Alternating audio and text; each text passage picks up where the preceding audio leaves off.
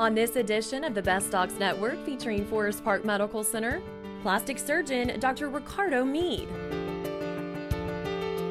bariatric and cosmetic surgeon Dr. Clayton Frenzel, otologist Dr. Bob Peters, family medicine doctor Dr. Richard Berlando.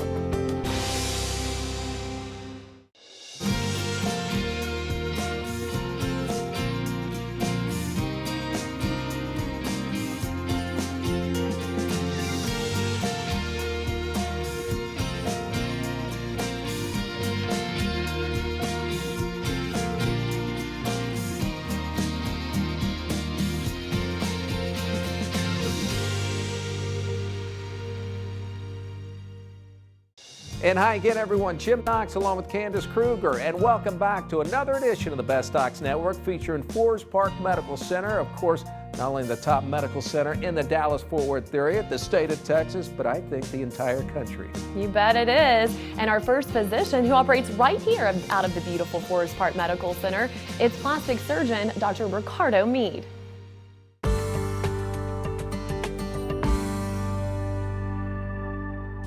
The cheek and brow lift surgery is a method to reposition your eyebrows and maybe soften the wrinkles and creases around your eyes and around the forehead.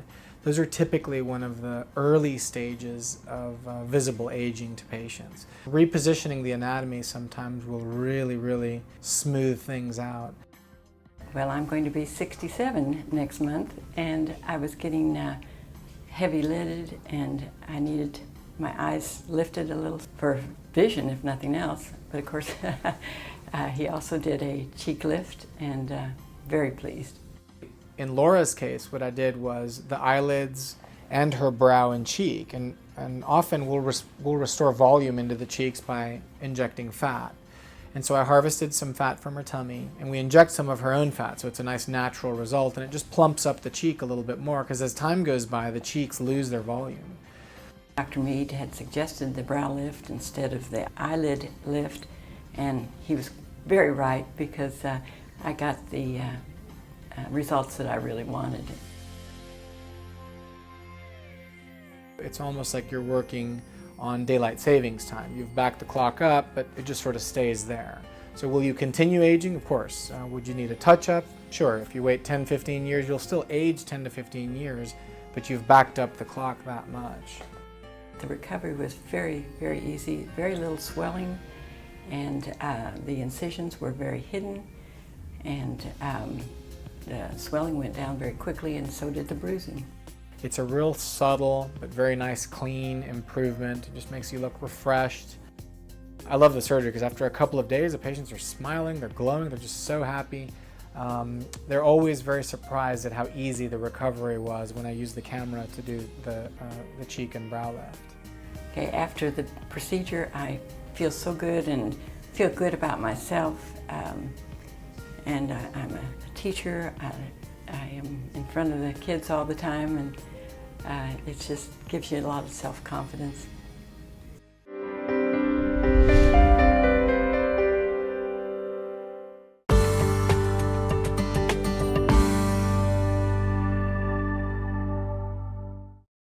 Today we're breaking ground at the Forest Park Hospital in Fort Worth.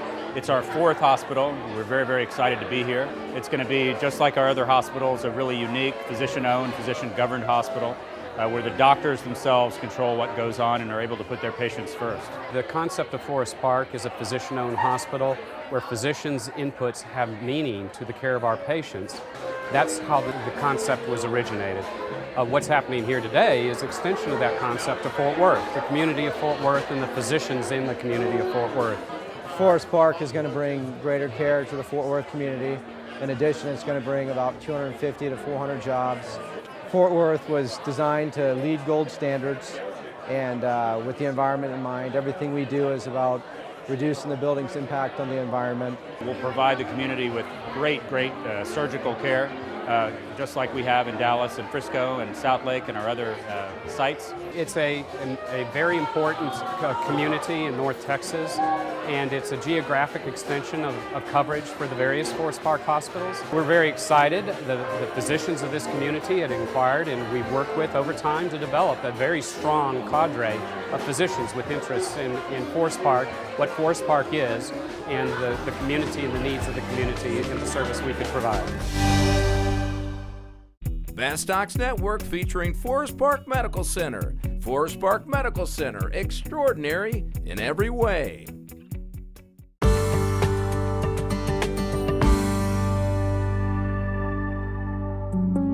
We're here at Forest Park Medical Center of Dallas, where we are a bariatric center of excellence through the American Society of Metabolic and Bariatric Surgery.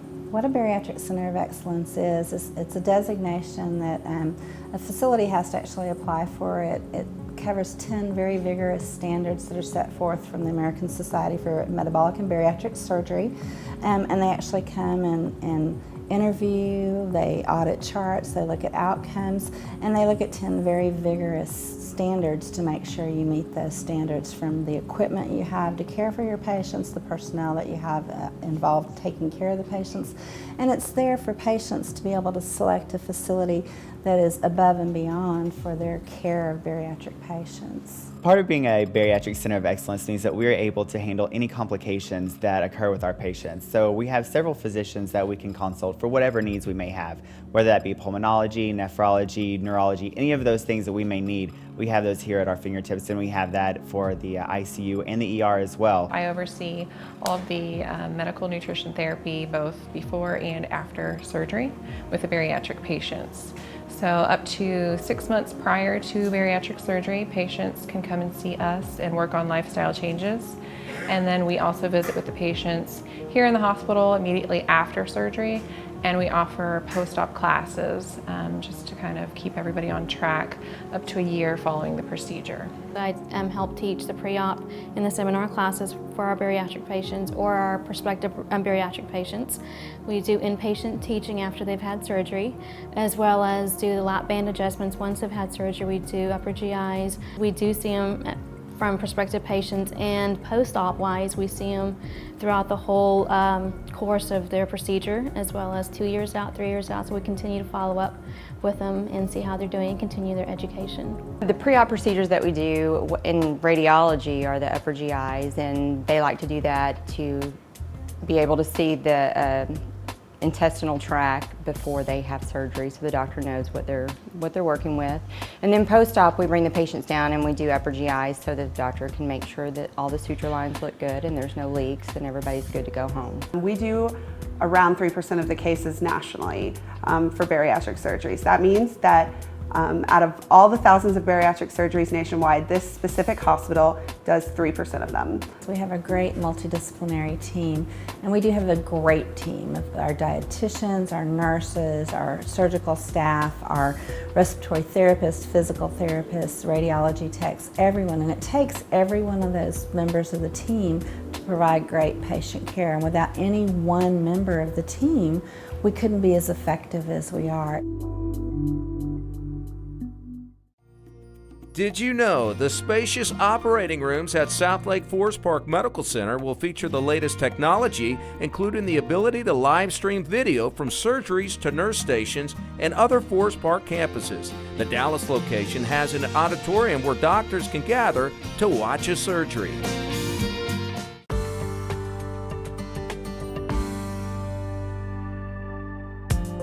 We started trying to get pregnant probably in May 2008. Right.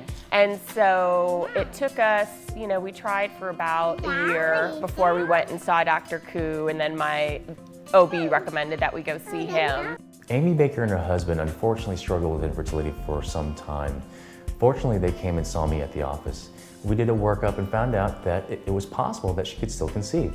Well, there were various tests that I had to go through in order to determine what was the issue. Both of us had to go through certain tests in order to determine what the issue was, and it turned out I had what's called PCOS, and so I wasn't ovulating regularly. Amy and her husband initially began with some basic treatments for infertility, including insemination. We tried a few rounds of insemination without success, and so we moved quickly to in vitro fertilization. In vitro fertilization occurs where the patient takes medication to grow eggs on her ovaries, and then I go in and I harvest the eggs. We mix the eggs with the husband's sperm, and the embryos are formed. They're incubated for 3 to 5 days, and after 5 days, we grade them, and the best embryos are placed into the uterus. Throughout the process, you get a little bit impatient and obviously just want it to happen as quickly as possible, but Dr. Koo makes sure that everything is perfect before moving forward so that you can have a successful procedure. With Amy, we did transfer 2 embryos. They both looked healthy, but we weren't sure which one's going to make it. Unfortunately, they both made it, so we're very happy for them. He was so kind and sensitive because obviously he knows it's a very upsetting time for a family who wants to have kids and is having trouble. And so he's very calming and very helpful in just explaining things to you and being very honest at the same time.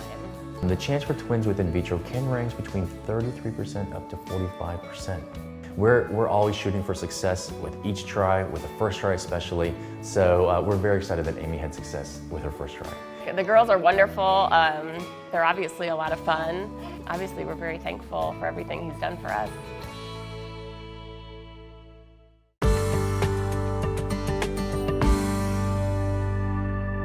The Brazilian butt lift has become quite a popular procedure over the last few years. It addresses multiple procedures in one, meaning that essentially a Brazilian butt lift is usually full body liposuction to get the fat, and then you re-inject it into the buttock area to give the buttock a nice round, fuller appearance. The person that would be a candidate would be somebody that wants a fuller, more rounded appearance to the buttock, somebody that feels like their buttock is flat and doesn't have a lot of shape to it. I wanted my stomach to be flatter, and then I wanted my butt to be bigger. Whenever I exercised to lose weight, the first thing that went was my legs and my butt, and then the last thing to go was my stomach. The procedure is done in one setting, usually takes about 2 to 3 hours to do, and it also depends on how much fat the patient has. Obviously, we're using the fat to put back into the buttock, so if somebody's very slender, sometimes it can be a problem to get enough fat. I wanted it removed from my upper back,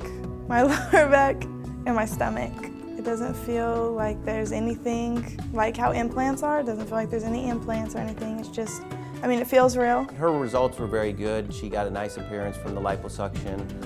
We injected about 450 cc's or somewhere around there of fat into each buttock, which gave the buttocks a very nice round appearance. So I've had a lot of people notice. Actually last night whenever I went shopping to get some shorts for the summer, this girl was like, "Oh, I wish that my butt looked like that in those jeans. You have a really high butt, that's good." I sit down with them in a very personal consultation and discuss the potential results I think I can get on that particular patient based on how much fat I think I can harvest from various areas of the body.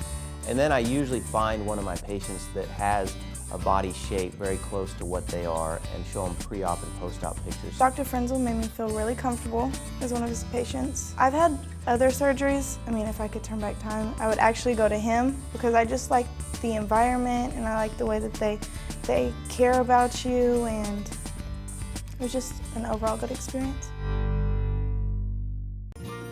All of the physicians here at Forest Park Medical Center are all about changing people's lives. Like our next doctor, it's Dr. Timothy Trone, who helped one person with sleep apnea.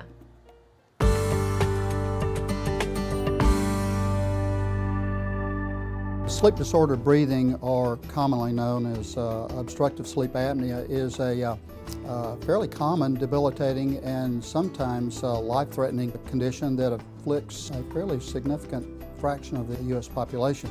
The term apnea refers to the cessation or the slowing of breathing for 10 seconds or more, and is frequently noted or noticed by the bed partner as gasping or choking the patient. My wife would say, "Sometimes I think you're dying," and I'd ask her why, and she said, "Because you'd be breathing real heavy, and then all of a sudden you would just stop."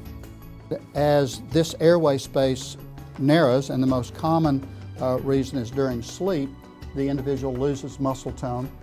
When that patient loses muscle tone, the tongue falls back in the airway. The procedure that I commonly perform and that was performed on Mr. New is what is referred to as the tongue and hyoid suspension. The tongue and hyoid suspension utilizes a device that inserts screws in the inner surface of the mandible. These screws have attached to it a very strong suture called proline, and that suture is placed around the hyoid bone. The hyoid bone is attached to the lower base of the tongue. This brings the hyoid bone closer to the mandible, opening up the posterior airway space. In addition, there's another suture that's passed within the tongue, and that holds the upper base of the tongue. Now it's just you wake up, you're just refreshed because you have, gotten sleep. I noticed after my surgery, I fish a lot. When I got on a boat, the wind would go through my nose and would just be going down the back of my throat because now that passage is open, and it was just a totally different feel than you ever felt. There was lots of times when I would fish before that I'd be like, I'm just too tired to go. I don't want to mess it up. Now it's not like that. It's like, if I got a chance, I'm going, even if it's just for a little while.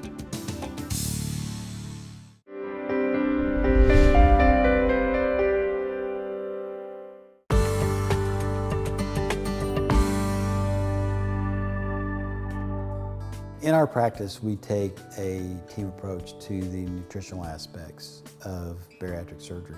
And we feel that patient education is, first and foremost. I have a registered dietitian, I have a nurse practitioner, both of whom are very knowledgeable about nutrition in general, but also nutrition for bariatric patients. After duodenal switch, there are a lot of changes that happen in a person's body. Having undergone the procedure personally and having a medical background as a medical doctor, that is, I feel, my role in this office. I like to take people from where they are, educate them about the procedure, make sure they understand what they're getting into before they ever commit to going under the knife, and then afterwards understanding the changes that they've done and how to maximize their health. Dr. Buse has actually been involved with our patients, even though not officially, through his interactions on Facebook and other media. He has started at least a couple of support groups and goes to the meetings and talks with people. And so we've just had a lot of patients who said, where can I see Dr. Buse?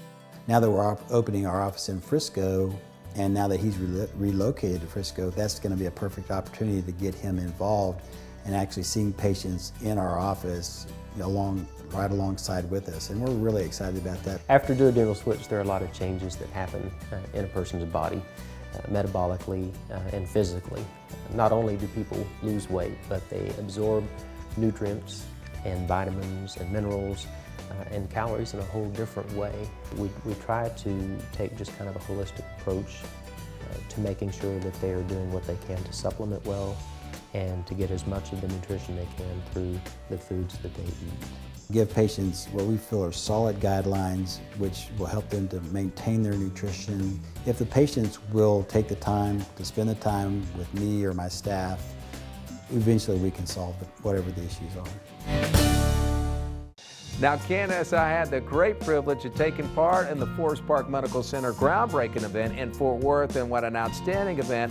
All the great doctors coming together in honor of Forest Park Medical Center and their new facility that will soon happen in the near future in Fort Worth. That's wonderful. I can't wait to see it. Nothing but the best coming from Forest Park Medical Center.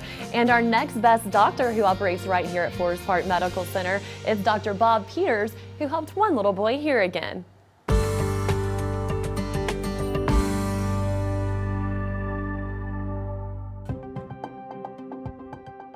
After Kemper was born, he had a newborn hearing test at the hospital. So we were taken to several other doctors to find out more about his hearing and hearing loss. We'd heard about getting cochlear implants and had done some research on them, and that's kind of the road we decided that we wanted to take. A cochlear implant is truly a bionic ear.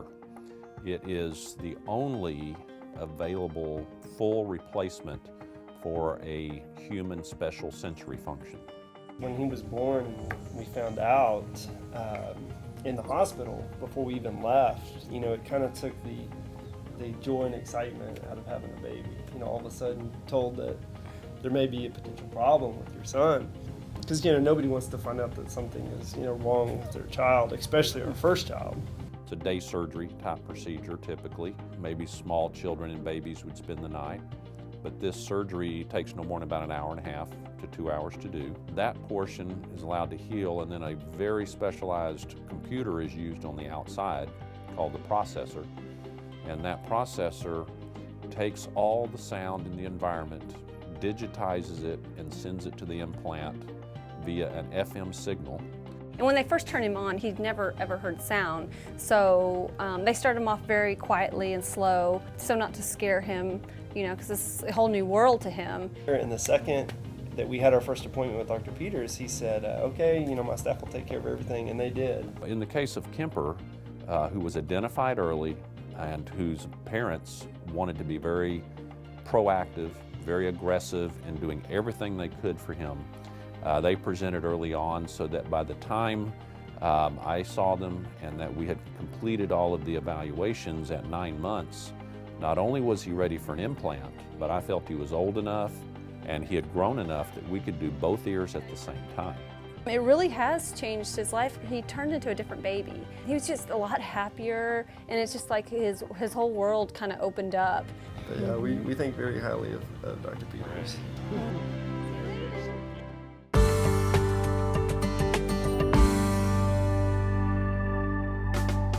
Very, very strong congestion in my nose. Could not breathe whatsoever. Started about 5 years ago, you know, I started taking nasal sprays. Back then it was more of a 1 or 2 day type of thing, maybe once a day to be able to get some relief to breathe. And just as the years went by, it started getting, you know, progressively worse. Frequently individuals come in with their biggest complaint being that they just cannot breathe through their nose. Often they are addicted to some of the common over-the-counter nasal decongestant sprays, which is a bad thing.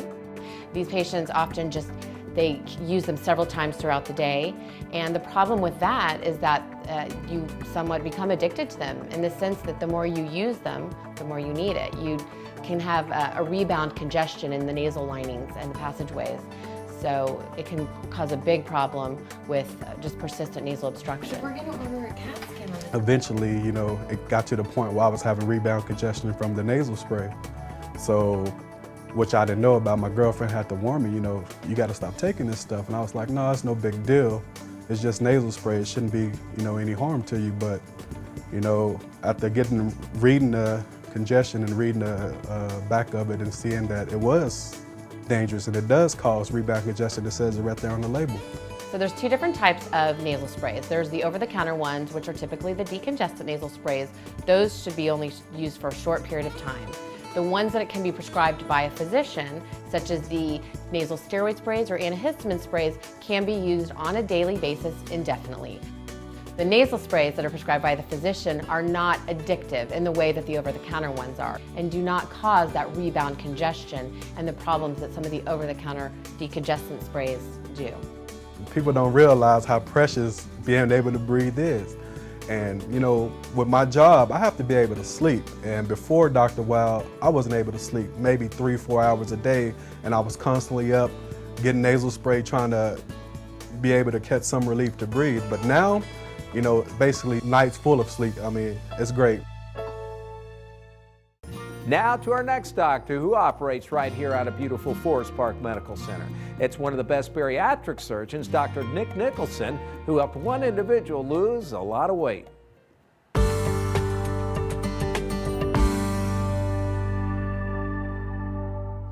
The main part that prompted me to call Dr. Nicholson to have the surgery is I was at a pool with my youngest daughter, and she wanted to go down the water slide. Just the fear of taking off my towel, going swimming with my kids was a big downfall with my weight. So I finally decided that the only way that I was going to make myself feel better physically and mentally was to look into having the surgery. Tracy just got to the point where she's basically a very happy, fun-loving person that was just always very carefree, and her weight got to the point where she was no longer happy. I think one of the best parts about Dr. Nicholson's clinic is that When I first thought about doing the surgery, I didn't know what to do. I have insurance, but I don't know what my insurance covers. So when I called their office, I told them, gave my insurance information, and they took care of all of that. They called the insurance, they told me what they covered, they told me what my copay was. I didn't have to do anything. Tracy ultimately decided on a gastric bypass, and she's worked very closely with us for a long time before deciding on that. So I think she made a very well-educated choice for her unique situation. The surgery was the easy part. I mean, I really think that is the minimal amount that needs to be done. That's the 10%. The art, if you will, in the practice of this medicine is the other 90%, and that's treating the issues for why people are overweight. Let's face it, the reason people are overweight is going to remain after they have surgery. The surgery is only a certain part of the whole actual act of having weight loss, and then afterwards you have to worry about what you're going to eat. The dietitian you go to, they go through what you can have, what you can't have, teach you how to go through the labels, and it seems very daunting at first, but once you really get into it, it's very easy. So many people come in thinking, well, I'm going to have surgery on Monday and I'm going to lose weight on Tuesday, and the reality is it doesn't work that way. If I could just take Dr. Nicholson's group and just put them in a little package with a little bow, I would say, this is what you need to do, because it's everything. It's the whole package deal, and that's what I loved about his office. Best Docs Network featuring Forest Park Medical Center. Welcome to the 21st century of cutting-edge medicine. Forest Park Medical Center.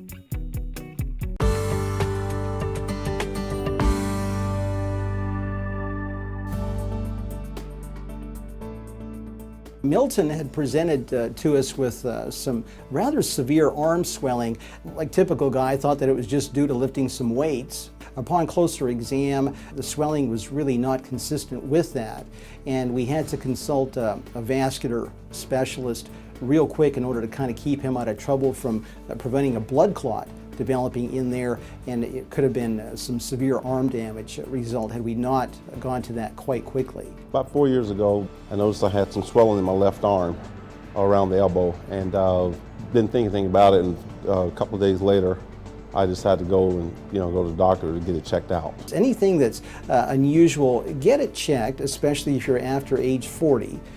So we can make a diagnosis. I had a problem called thoracic outlet syndrome. And basically what that is there's one that's called neurogenic, that involves the nerves, and it's one that's involves the blood vessels, and mine happened to be involved in the blood vessels. Most people have 12 ribs. I'm one of the few that have 13 ribs.